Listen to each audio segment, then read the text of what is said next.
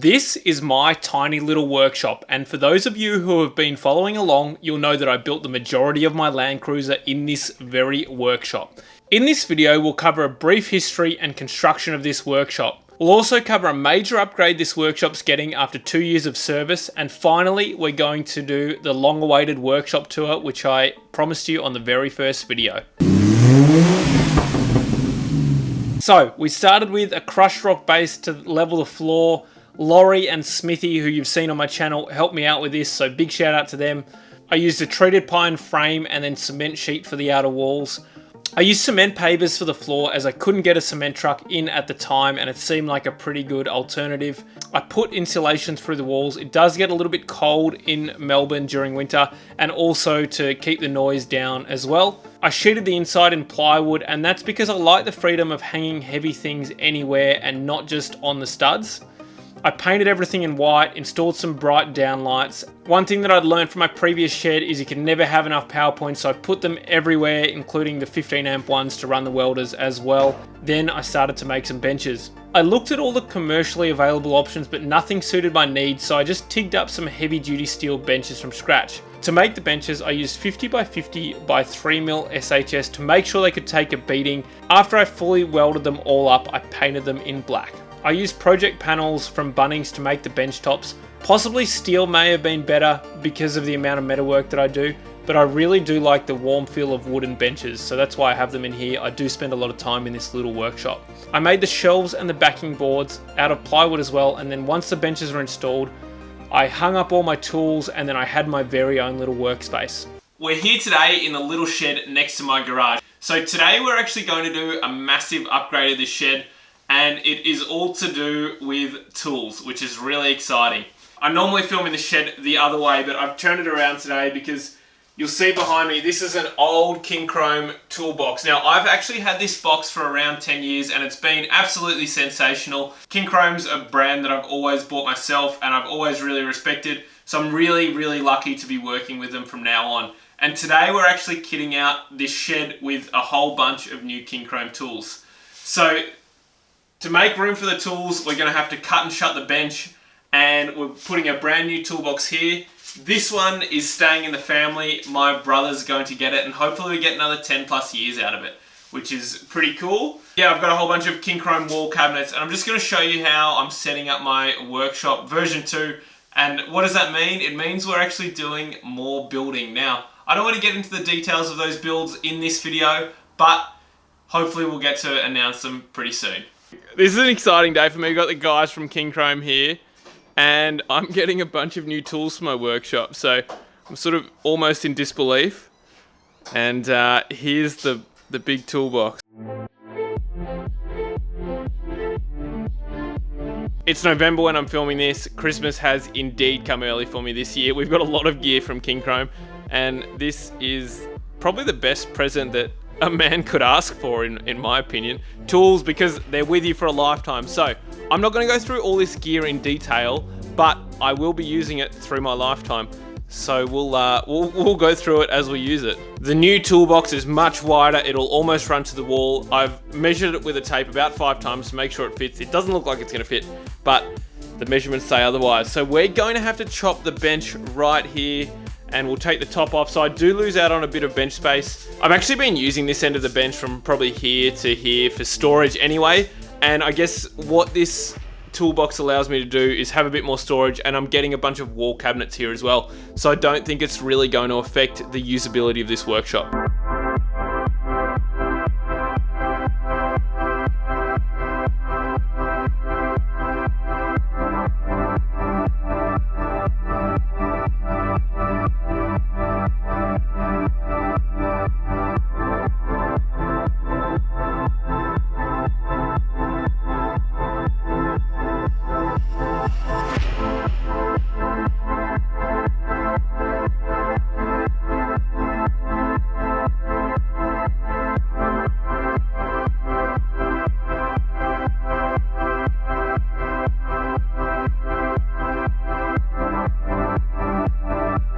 While we're here, I just thought may as well give it a fresh lick of paint, puttied up all the old holes as well, just to make it look a little bit cleaner.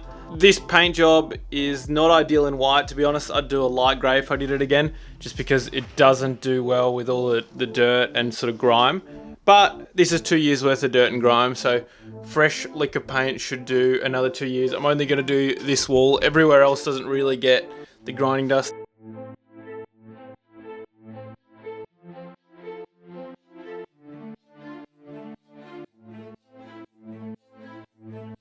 Got some wall cabinets for storage, so really cool, and it means they're going to be pretty much dust free. So I'm going to install a couple across the back wall, and then I think a couple up that end, but I'll just put the toolbox back once the paint's dried and figure it out. So let's do these ones now. This is sort of a dead space, and I haven't really been utilizing it well, so hoping to get 4 across there. So unfortunately that means I'm going to have to get rid of this one, and I think I built it when I was about 12 years old, 13 maybe.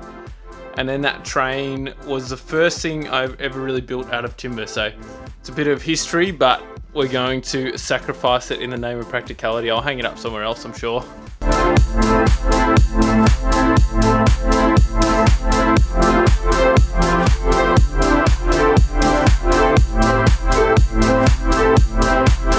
I finished off the painting, I hung all the wall cabinets, and I organised all my tools, and we are now post revamp, so we're entering the workshop tour. So this is my 1053 piece Kincrome toolbox.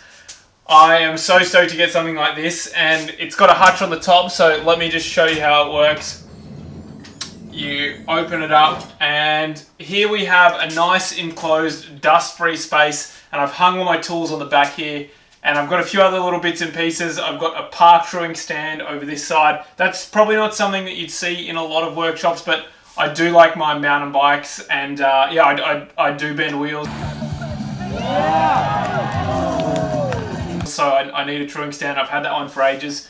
I've got a bit of PPE, some grease, and all my stuff that needs charging is going to be kept in here from now on. I never really had a good spot for it before. I just had individual batteries floating around the workshop. So this is a really good piece of kit. One of the great things about it is the fact that I have dual power boards either side, so I can charge literally everything under the sun. All my power tools for home, all my katana stuff for the road. And then I've also got lights at the top, and it's a really nice dust-free space, which is exactly what I need in this workshop. So everything that stays in here is going to keep nice and clean.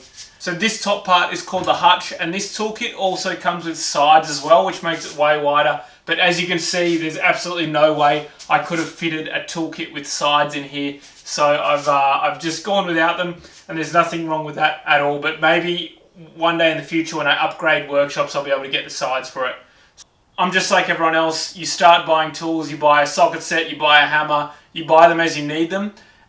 So for me to have something like this, where it's all uniform, is just amazing. I guess the reason why I had stuff hung up on the walls before is because I never really had a proper organised toolbox, which is what this is. So I'm just going to run you through some of the drawers quickly. It's a pretty impressive kit, and yeah, I'm honestly blown away. Cue the drawers. So this top drawer is the socket drawer. Now, I don't want to go through all of this in detail, but let's just have a quick look. So over here, I have a 4mm socket, I have a 5mm socket, a 6mm socket. No, I'm not going to go through all that, but over here I have a full socket set, metric and imperial, long socket set, and then impact socket set, which I'm absolutely stoked about.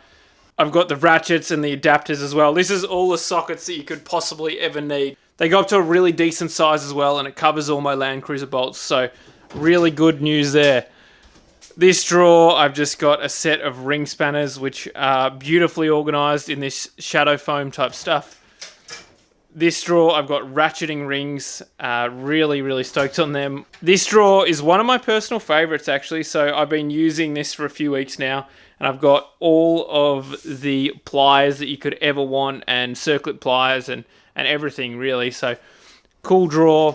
So I've got literally a drawer full of hammers and punches and metal chisels. So these bottom drawers, I guess they're just full of MISC Kincrome tools. Now, this is something I really wanted, which is an open-ended ratcheting spanner, which does come in handy from time to time. So super stoked to get them, and I have been testing them out, and they're really cool, really handy for hard to get into spots. And then I've got a tap and die sets and just some various other. And from the top of the other side, I've got, yeah, the screwdriver drawer. It's got all the bits you could ever want in it, and I'm in love. They're all soft close, if you notice that one. So this is the Allen key drawer. I've got some T-bar Allen keys, and then all of these misc bits as well here, and a giant set, and then a regular set. But have a look at this soft close.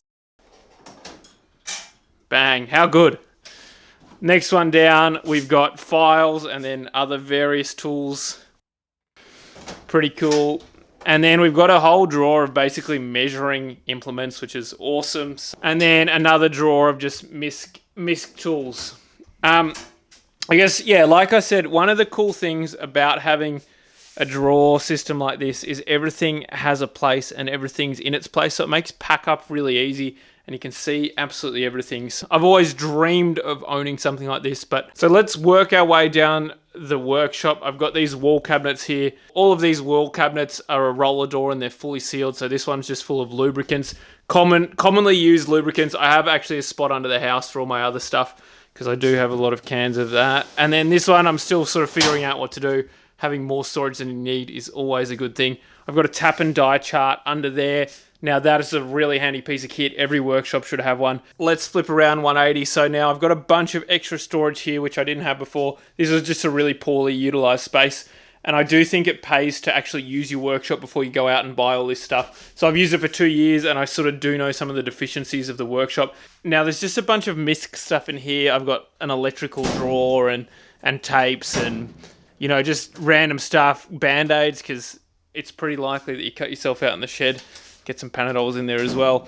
Up top, we have some more storage, and my pie in the sky dream is to have one of these as like an M6, M8, M10, M12, and just have assorted, you know, common fasteners in there. But at the moment, they're really just a bit disorganized, and I guess I've just consolidated all my fasteners into it. And some of them are screws, some of them are bolts, but this is my screw one for all my renovation stuff. I'm not going to go into all of them, but you get the idea. That on this side of the workshop, I've got this steel rack that I built. So I made this. This was, you know, at the very start. Now, the disadvantage is you have to have long lengths of steel to store steel up there, but it is a really handy piece of kit and it keeps the steel away from everything. I've got my plasma templates. Now, they're actually for sale on lcs4x4.com.au. That's something I designed up on CAD, and I use my plasma cutter to cut out circles, something for like a snorkel hole or something like that. It saves you using a hole saw and is really, really convenient to use. Welding magnets, I do use them from time to time, although I much prefer the clamps. This is my weld table. So this is something that I designed, and I actually put out an episode on this, so it's all laser cut, and I tigged the bottom together because I didn't have a MIG at the time. One of the cool things I've got on my weld table is this perch, which is fully adjustable, and that allowed me to do a lot of the fuel tanks and fine work on my build. The other thing that I have on my weld table that I don't see on too many others is these slots, and the cool thing about them is we're able to design jigs and fixtures and just slot them in, and because I have the CAD of it all, I can do that, and we did that for our patrol diff jig, if you recall from my build series. I had a stool before, but I've got upgraded to this one, and I guess one of my big gripes with my previous stool, and it's a minor thing, but it just never went high enough. So this one almost goes up to the bottom of the table height. You get your knee in there, and it goes a lot higher. So great piece of kit. I'm not going to mention the other brand, but yeah, it just wasn't as high as it could have been. Over here, we have my welders and fab stuff. I get a lot of questions asked about the welders. I guess I've just gone out and bought decent quality stuff. It's definitely not top of the range. I'm not at all brand loyal. I've just picked stuff that I thought was good. So this is a Sigweld 250 amp machine. It is high amperage output, and that means we can do a lot of structural steel and, structural steel for houses or something like that. I get a heap of questions about what TIG I use, and I use a Unimig Razor 200, and I guess it's a really good price point for what it can actually do. I've been very happy with this machine, and I have really nothing bad to say about it. I do a lot of alley stainless and steel, and this machine can do all of it. So yeah, great machine, and it seems to be the go-to for TIGs in Australia. Let's take a quick little interlude from the shed tour to announce another Kincrome giveaway. We're giving away two 30-piece metric imperial combination spanner sets valued at 315 RRP.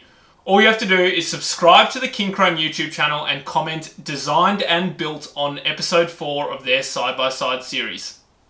Now, gas bottles. I own both these bottles. There are a lot of good gas bottle schemes out there, but owning it and then just paying incrementally every time you need a refill, I think is the cheapest option, and that's what I've done. I think it's $200 for a refill of that mid-gas, but the bigger the bottle you go, the cheaper it is. Definitely don't buy small bottles. I am considering putting a big bottle on this TIG, but then it becomes way less portable. I've got 2 welding masks now. Really important because there have been so many times where I'm in my shed welding and someone wants to watch or someone has to hold something. So I think it's a really good idea to have 2 welding masks. And then there have been other times where I've been teaching people to weld, or I've been getting lessons on welding, and that's where the second mask comes into play. So good idea to have 2, I think, if you can.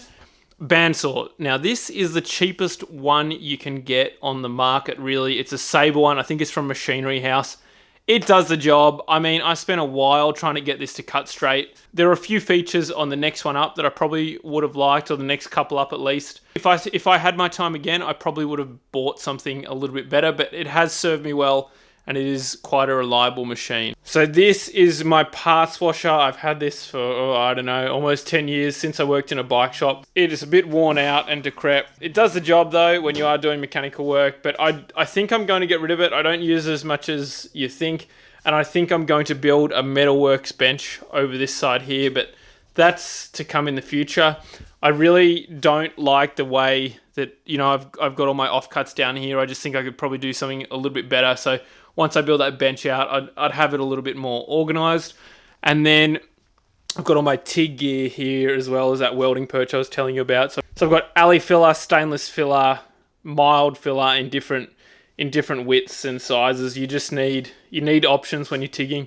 So before, this really wasn't a well-organized space at all. I had various clamps and stuff just hanging up on the wall, but now I've gone through and put as much as I can into these sealed cabinets and organized it all a little bit. So this one is a pretty nice one. It is all the angle grinding consumables you need. So all of my sanding discs, flap discs, flat back discs, and then my paint strippers as well. So for anyone who's doing paint stripping on metal and doesn't want to take away too much, this disc is something I found really handy. So this is former AU brand, and it's a really, really good disc for not removing too much metal. So highly recommend these. So another thing that I've been using, and it's only really been towards the tail end of my build when I learned about them, is these flat-backed sanding pads. So there's a backing pad that goes onto the back of this, and it allows you to get a way flatter finish, whereas if you're using a flat disc, it adheres to the contours more, but these are really, really good. So highly recommend them if you're trying to get a flat finish at all. The other cabinets may be a little bit underwhelming in comparison to that. So this one's basically just some more consumables as well. I've got finger sander, I've got some welding clamps there from my buddy SS Custom Welding. So thanks heaps, Stacey. They're really, really good. So actually on my build, I was sort of using my mate Pato's a little bit, but then Stacey's given me these, and these are tacking clamps. So you can see here, if we just look at the smallest one, he actually TIGs these up himself. I think he's got a robot TIG now. But yeah, you can just put these onto the pipe, clamp it together, and then you can TIG through here, which makes it really, really easy. So I highly recommend these. They come in a set of 5, I think, and they go up in 0.5 increments. So really, really, really handy if you're doing any pipe work, whether that be alley or stainless or even steel. I don't know, I've never done steel, but I've got a bunch of fixtures in this one for my welding table. Stuff like this to hold the pipe, so that just clamps into the table.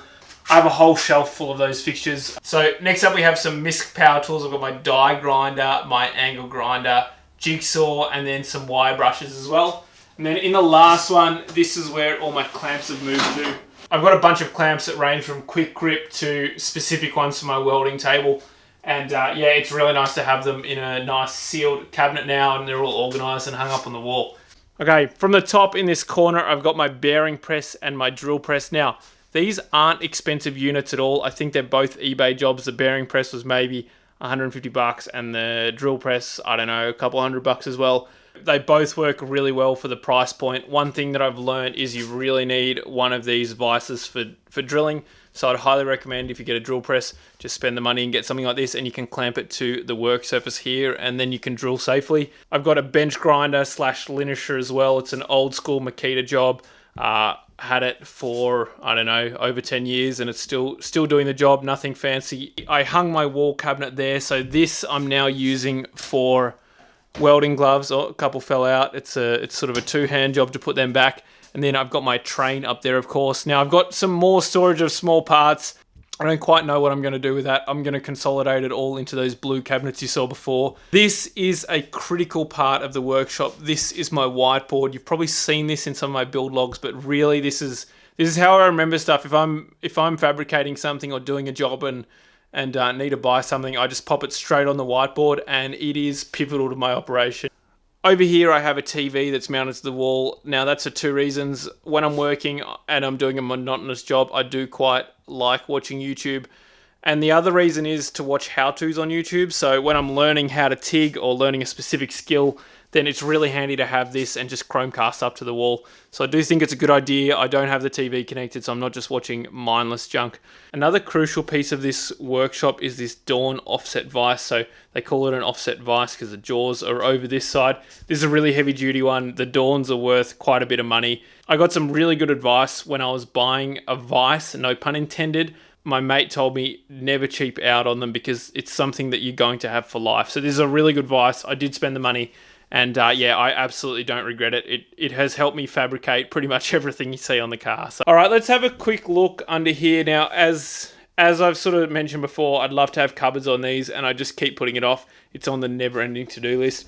Now, at this end, I've got a compressor. I really don't like that setup. I'd love to center mount a compressor maybe on the other side of the wall and then have hose reels either side so I can service this workshop area and the garage as well. But it'll do there for now. I've got my plasma cutter there. I want to wall mount that at some point, but I just keep putting it off. On the bottom there, I guess I've just got misc stuff. This is something cool I thought I'd show you. This is from SS Customs as well. It's a pipe vise, so I didn't have one at the start, but towards the end, yeah, I've been using it, and it's a really, really cool product. So go check out SS Customs if you're interested in something like that. I highly recommend it if you're doing pipe work, exhaust, intercooler piping, etc., etc. Really handy tool. Another one, just a tube notcher, so I've used that a whole heap. They're not worth a heap of money, so I'd recommend getting one and just getting the hole saws. I mean, you can do it with a grinder, but if you think you're going to use it a little bit, then it's definitely worth getting something like that. Now, window packers, really, really important for building everything, not just houses. I've used these so much on my build just to get the spacings right. They come in a few different increments from 1 mil to 10 mil, and just to pack everything up and get it all even, I highly recommend everyone keeps a bunch of those in their workshop. I've just got a bunch of cases through here at the moment. They're all sealed. I guess that's one good thing, so I don't really need to worry about them getting dirty. A couple of tool bags, my rag pile, and then over here I've just got commonly used parts that you know, for the car and bikes and stuff like that in all these tubs. So really should label them. I end up going through all 12 every time I need something, but yeah, they're pretty organized. That's probably about it for under the benches. So one day I'll put some cupboards on there, but they're doing pretty well for now. Alrighty guys, that brings us to the end of the shed tour. I hope you enjoyed this video. It's something a little bit different from my normal content, but I thought it was important to show you my shed and what you can do in a really small space, because I don't have the most space, but I have managed to build that Land Cruiser in just a little tiny shed. So I'm really stoked on this upgrade, and a huge shout out to Kincrome, an amazing partner and what a brand to work with. The guys down there are really cool, and we're all into the same stuff. Like-minded people. And I'd just like to give a shout out to all you viewers for supporting the channel and watching along the whole time. I really appreciate it, and I wouldn't be here without you all today, so thank you very much. And if you haven't already, don't forget to hit like and subscribe. We've got more build content coming, and we've got more videos of the car doing Cape York, which are coming out in the next few weeks.